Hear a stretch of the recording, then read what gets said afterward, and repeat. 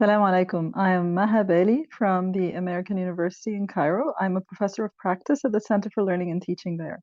And I believe that openness and open educational resources and open educational practices can promote social justice, but they don't necessarily do so.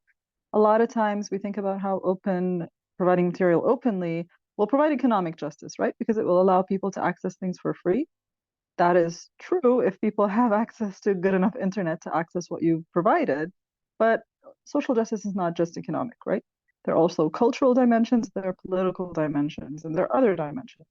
So just providing something for free doesn't mean that you promoted social justice because you may be providing things from a very particular cultural perspective, particularly white, Western, male hegemonic perspective, or political because you didn't include enough people from different perspectives into your production. And so it's just the powerful providing knowledge to the powerful, and it's epistemic injustice.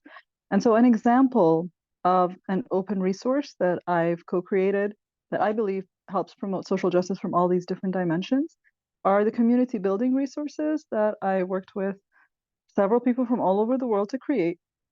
These resources were created during the period of COVID, remote learning, where a lot of people were going to be teaching online for the first time from the beginning of their semester, and they didn't know how to build community online. And no, so there was a lot of injustice in the sense that people who were like me, who are educational developers meant to support others, were burnt out because they had to support a huge number of people.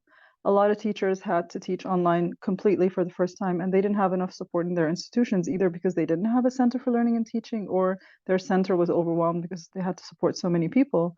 And there was pockets of knowledge all over the world on how to build community online, but not everyone had access to it. So creating these resources where we demoed how to do certain activities online, and we didn't just demo them and say, okay, here's the way to do it, now you do it. We took into account that, oh, some people don't have access to Zoom and breakout rooms, so here's another way to do it. And we took into account that some people will be working asynchronously because they don't have the bandwidth or for other reasons. And so here's another way to do it. So when we were creating these resources, we created them with intentionally equitable hospitality. Here's one way to do it, but here are some adaptations you can make and still achieve a similar learning outcome. If your situation is different, if the culture where you're doing something is different, be careful of these things. And so one of the key things here is not to just assume that what you have to offer in your open resource is exactly what other people need, but to help them imagine ways of adapting it to their own context. And of course, they can also adapt it beyond.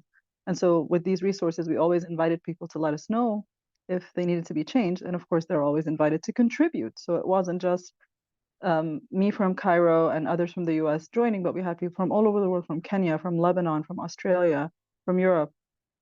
So, and you're welcome to contribute as well. So the website is 1he.org/equity-unbound. This was a project between Equity Unbound, which is a grassroots movement that I've been working with, and 1HE. I hope you'll enjoy the resources.